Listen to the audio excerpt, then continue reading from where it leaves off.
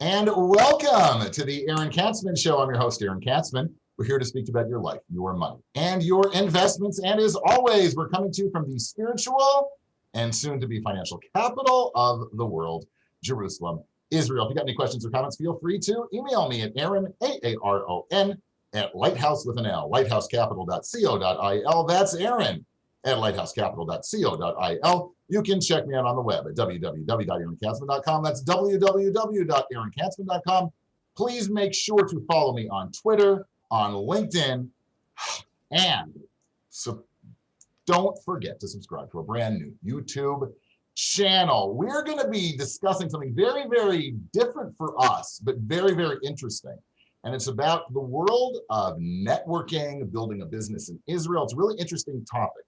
It's my pleasure to introduce Helena Baker, who made Aliyah 2 years ago from London. So she's going to have a little bit of a different accent than me, but that's okay. And she's even worse because she was originally from Manchester, where I think that's Mancunian, right? That's like, forget it. You're not going to understand anything she's saying. No, I'm kidding.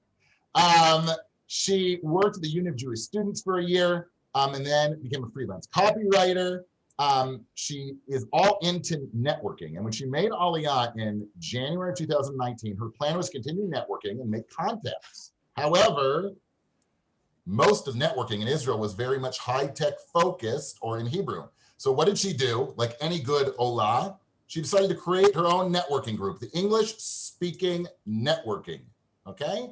English-speaking networking. It's my pleasure to introduce Helena Baker to the show. How are you? I'm good, thank you. How are you? What a nice introduction.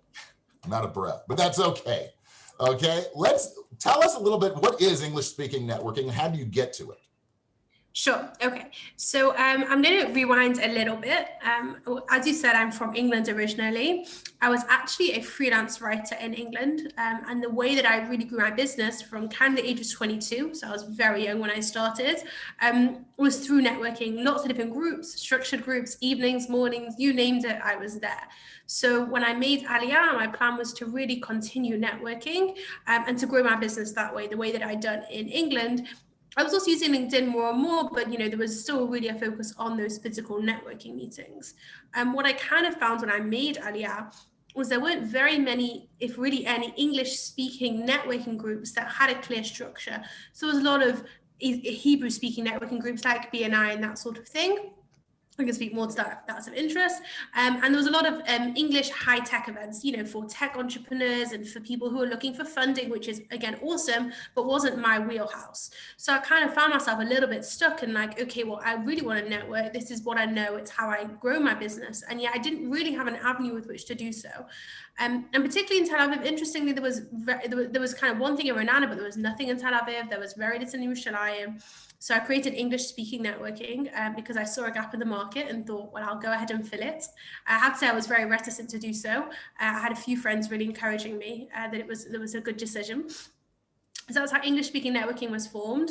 And essentially it's a networking group for English speakers who are looking to gain more clients, grow their business, learn from expert speakers, have the opportunity to speak themselves. And we now have 4 groups. We have International, Yerushalayim, Tel Aviv, and Herzliya. Our Tel Aviv group is the only one now that's fully back face-to-face because, of course, 6 months after I started the business, a little thing called Corona hit the world. And I thought my business was done, really. I thought, this was it. And this was the end of the line. And it was time to hibernate and rethink. But actually, online meetings have worked really well. They've served us really well. And a lot of groups didn't ever want to go back face-to-face. So we now have Tel Aviv, which is fully 100% face-to-face. And we have Herzliya and Yerushalayim, which is online with a mix of face-to-face meetings kind of once every few months. That's going to be the model at the moment.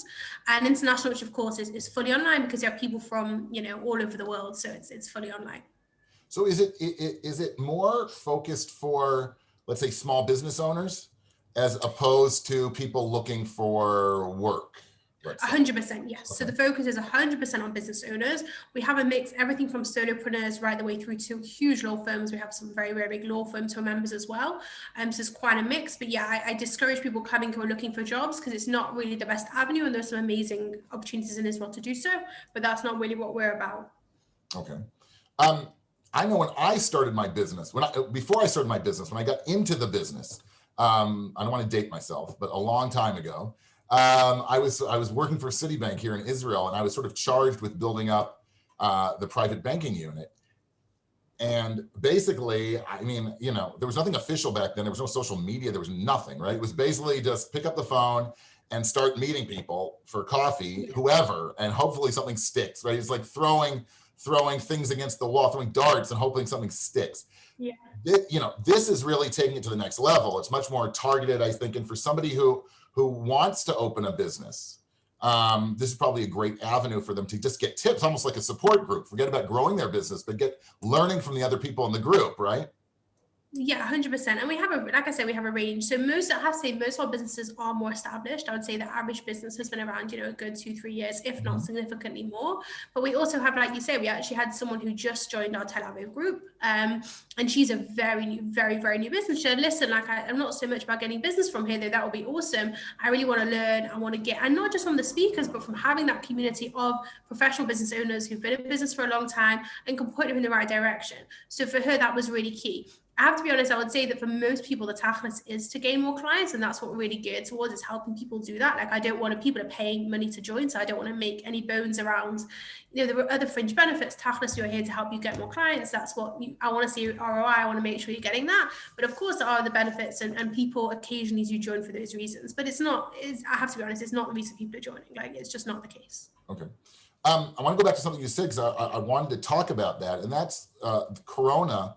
Sort of on the impact Corona has had on networking, right? You took your business, your group in a different direction, sort of the direction the world went in.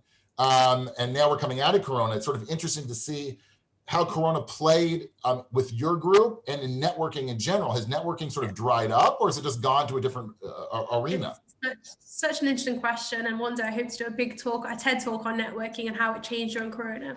So I'll take you back to when Corona first hit, very, very first. So we're in March 2020, okay?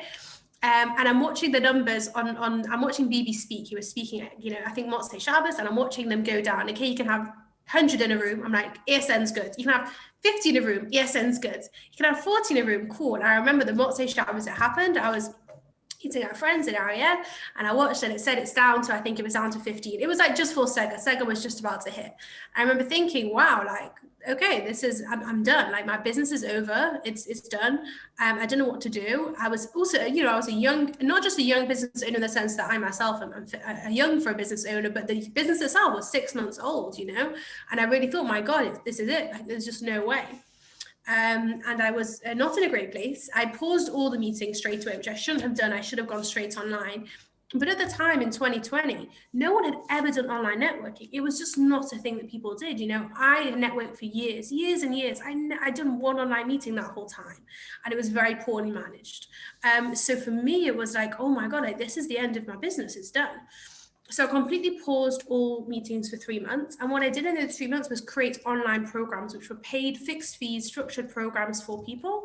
I'm not going to go into I could again go into that. It's a bit out of the remit of this talk. That worked well. They didn't. I learned a lot of lessons from them.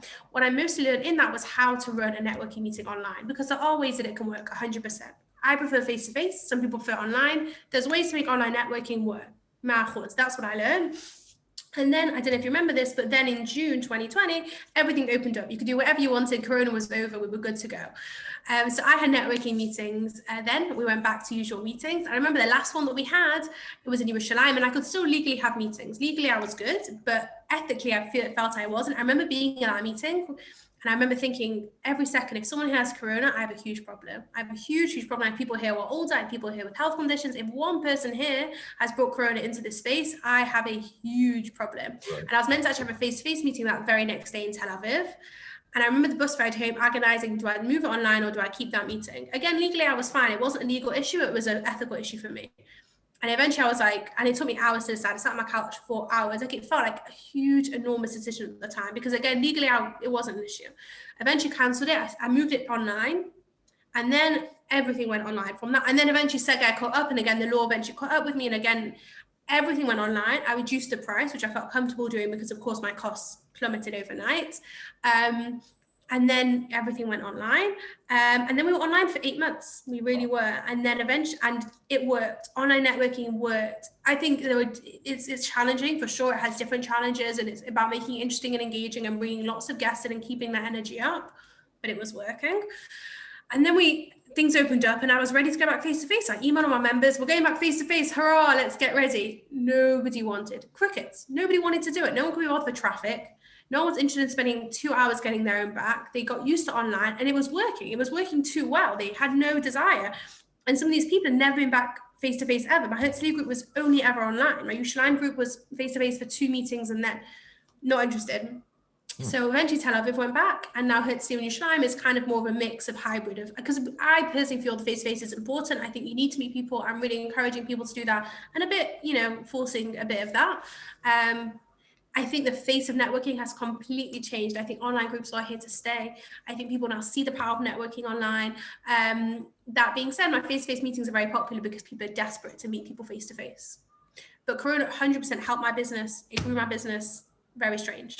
I think like in a lot of ways for social media, for people who are not social and who hate the concept of networking, just like they hate the concept of picking up a phone and talking to somebody, online networking is a great solution because there is just that distance. Even though we have a split screen right now, there's a distance between us. And for people who hate, when it comes to networking, if you hate doing it, I think you can sort of hide a little bit, but still network. So it's sort of the best of both worlds for those people.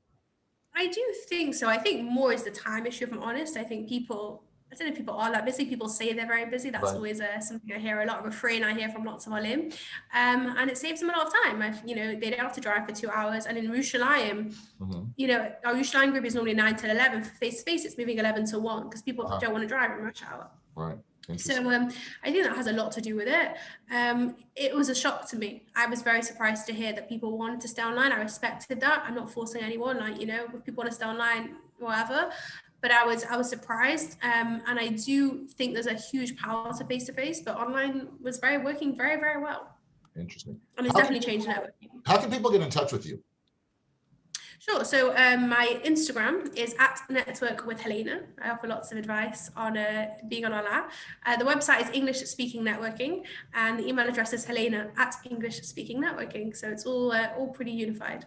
You are tuning in to the Aaron Katsman Show. I'm your host, Aaron Katsman. We speak to you about your life, your money, and your investments.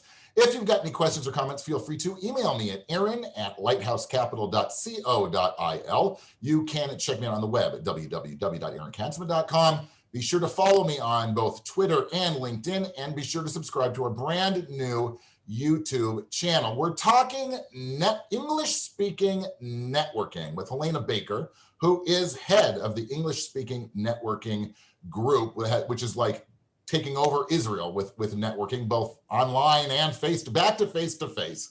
I'd like to pivot a little bit now. Let's say, Aliyah is very much right now, there is a buzz, there's an energy around Aliyah. All the numbers coming out of the Jewish Agency or Nefesh B'Nefesh talk about a surge in Aliyah interest. Some of those Olim are entrepreneurs, right? And they're coming, and maybe one of the reasons they're not coming here is they're like, oh my God, how am I gonna start a business in a foreign country? I don't speak the language, I don't know anybody. Do you have any tips for people who are looking to start a business who are coming here? Like what they should do, how to go about doing it? My honest advice is not to, but I guess that's not what you want to hear. Bad. That's very bad. So when I made Aliyah, I was overly confident about the whole thing. I was like, it's going to be really easy. I'll grow my business here. I was very blasé about the whole thing. And it's very good to have that fear, because when I actually understood how hard it was, it was a huge shock to me, like huge. I was completely ill prepared for the taxation system here, for what it meant to be in Oleh here. I think Nefesh B'Nefesh do amazing work. They do God's work, but they make it sound like it's going to be very, very straightforward. And that is not the case. I think coming as prepared as you possibly can be is tremendously important. You need to logistically understand what tax means in this country. You need to know words like B'tuach Leumi, Keren Hishtalmut, which I absolutely did not when I made Aliyah, and it was a huge shock to me. There are benefits to making Aliyah in terms of tax. Again, speak to an accountant, but you get tax credit. So in terms of tax, you might be all right. As an American citizen, which I'm not, you have another issue because of filing American taxes, which again, as a self-employed person, can be extremely costly. So the first thing you want to ask yourself, if you are an entrepreneur making Aliyah, is do you really want to be an entrepreneur? Do you want to get a job for a little bit and settle down? Because making Aliyah is emotionally extremely taxing, particularly if you're doing it with kids. And I always recommend to people, if you are making Aliyah, come with some savings for like 4 or 5 months, so you're not stressed about working in jobs. You need time to integrate. Again, if you're integrating kids, even more so. But I came as a single person, and it was challenging enough as it was. So I think in making Aliyah, be kind to yourself, don't pressure yourself. All things that I did and things that cause panic attacks, and really emotional health is the most important thing. You're making a life here, you want to start off on a good foot. So that's my number one. If you can find a working remotely situation, or you can do something that just, means you have enough income, but you're not stressed, that's my aim. If you really, really want to be an entrepreneur in this country, you absolutely can be. Thank God I built a good business here. I earn good money. I'm good and I'm growing it. It's hard. It really is. And I think the hardest thing here is the taxation, which is, Aaron, you know much more than I do. It's hard. It is, you're paying a lot. You have to be very prepared. You have to be very on it. I'm not going to talk about the different things. I'm a networker. I'm not a finance person. I'm just very passionate about this. I've lived through it. You just need to understand how much you need to earn before everything, how much turnover you need in order to make the profit that you need to support yourself. That's really, really important, because it's a lot higher than you think it is. That's the beginning and end. Obviously, I would recommend, if you are looking to come to Israel, get on LinkedIn and start connecting with people. The beauty of Israel on the Olim scene is that everyone is active on LinkedIn. Everybody's happy to meet with you. Everybody's happy to offer advice. Get in touch with people. Reach out to them on LinkedIn. Start posting. Start creating content. Whatever it is you're doing, get on LinkedIn, because that is what I did when I made Aliyah as a copywriter and then as a networker, and it 100% helped me. You need to be on those channels.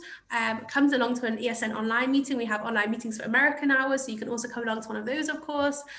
Be prepared, have savings in the account. I think a lot of our LIM have a lot of complaints about Israel. I really do think that. And I think a lot of it is due to this naive approach that it's the Holy Land, it's our place. And all these things are true. It is the place of Judaism.